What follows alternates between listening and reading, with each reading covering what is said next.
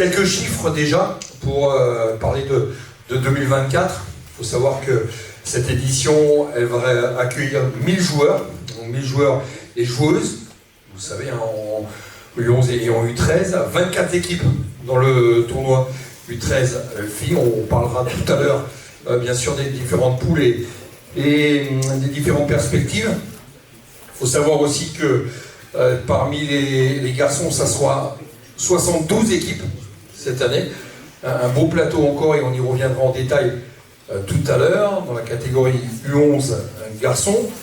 Ces pays représentés, ça va être encore 15 pays. Donc c'est un record hein, pour cette année. Donc c'est une belle perspective pour cette édition 2024. 15 pays et 4 continents pour les premiers chiffres qu'on vous propose. Alors vous avez sur la fiche officielle en détail quelques équipes, on les aura tout à l'heure. Et notamment, avec Jean-François, on va revenir sur les équipes qui ont déjà participé, qui ont fait le succès du tournoi d'Irinon et qui reviennent cette année. On ne va pas tous les citer, bien sûr, mais parmi lesquels il y a des belles perspectives et d'excellents noms, d'excellentes références. Oui, effectivement, Greg, on a souhaité mettre en lumière quelques équipes. Hein. Ça ne représente pas toutes les équipes qui viennent au tournoi, mais on voulait vous annoncer la nouvelle venue hein, du FC Porto, de leurs copains du Benfica de Lisbonne, les vainqueurs du Stade Rennais, de l'AS Monaco, l'Olympique de Marseille qui revient, qui a fait 3 finales sur les 3 dernières éditions, avec 2 victoires et une défaite au tir au but cette année. Le SCO d'Angers, Saint-Étienne, qu'on n'a pas vu l'année dernière, ni sans doute celle d'avant, le Paris FC aussi, c'est un retour. Le Stade Brestois, 29, qui est représenté aujourd'hui, on en parlera tout à l'heure.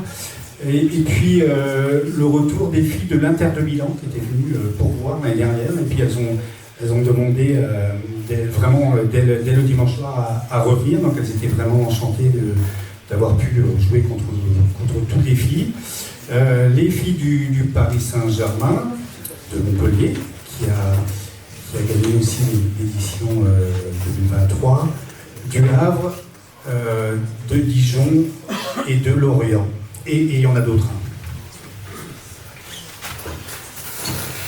Bien évidemment qu'il y en a d'autres, et on va y revenir en détail tout à l'heure, mais on voulait mettre l'accent sur les équipes qui reviennent et sur les équipes qui participent pour la première fois, parce qu'on entend parler du tournoi d'Irinon un peu partout dans le monde, et la participation de certaines équipes était à souligner cette année. Et Jean-François, parmi ces équipes, on va pouvoir en citer quelques-unes qui viennent participer pour la première fois au tournoi international de d'Irinon. Et oui, on va commencer par le club de Cagliari, donc club de Sartène qui évolue en Série A, les grands, hein, les pros. En Série A, ils font pas trop de tournois par ici, ils sont des habitués sur un tournoi en Corse, et c'est par ce biais-là, avec des copains organisateurs de tournois en Corse, qu'on a obtenu leur accord. L'OGC Nice vient aussi pour la première fois, on a des contacts depuis longtemps avec eux, avec des éducateurs qu'on a connus sous d'autres couleurs. On nous promet vraiment une belle équipe, parce que c'est une génération qui a gagné le Tour de Lipava l'année dernière, qui a gagné la Rodia Cup du côté de Lyon l'année dernière aussi, donc ça va être sûrement très sympa à suivre.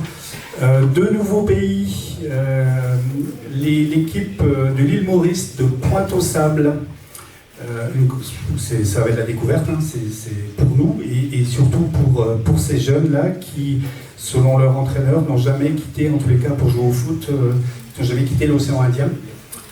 Quelques-uns, enfin les plus âgés, les U13 sont allés faire un tournoi à La Réunion, mais c'est un tout début. Et du coup, ils viennent ici avec une équipe 11 garçons, donc ça sera sûrement très très sympa. Autre nouveauté qui nous fait grand plaisir, c'est une équipe d'Inde, de Bangalore. Tout le monde situe à peu près l'Inde. Bangalore est au sud de l'Inde et comprend 9 millions d'habitants, 10 fois ce qu'on a dans le Finistère. Donc le choc à d'Irinon ou dans la commune, quand ils vont arriver dans la commune d'hébergement, risque d'être un peu sévère, mais vraiment c'est super. Alors ils nous viennent grâce à un copain en fait qui de par son réseau professionnel a souhaité faire venir une équipe d'Inde où il voyage beaucoup, Et voilà, donc ça sera vraiment une belle découverte aussi. Nous aurons aussi une équipe d'un autre style de Genève. C'est une académie très élitiste, je pense, qui regroupe des joueurs en France et en Suisse avec l'idée d'aller participer à quelques tournois internationaux. Ils vont en Belgique, en Allemagne. Ça sera sûrement agréable aussi de faire leur connaissance. Juste une petite parenthèse, Jean-François, sur la prochaine équipe et le prochain pays. On va en parler. L'Ukraine, ça a été mis en lumière l'an passé avec une participation qui a été appréciée. Cette participation de l'équipe de l'Ukraine, ou en tout cas d'une équipe venant d'Ukraine. Cette année encore, une équipe ukrainienne sera présente pour le tournoi de Diamond 2024. Oui, effectivement, nous allons accueillir 3 équipes, dont 2 nouvelles, des équipes ukrainiennes, donc de Chernivtsi et du Podil Kiev. Podil étant un quartier de Kiev.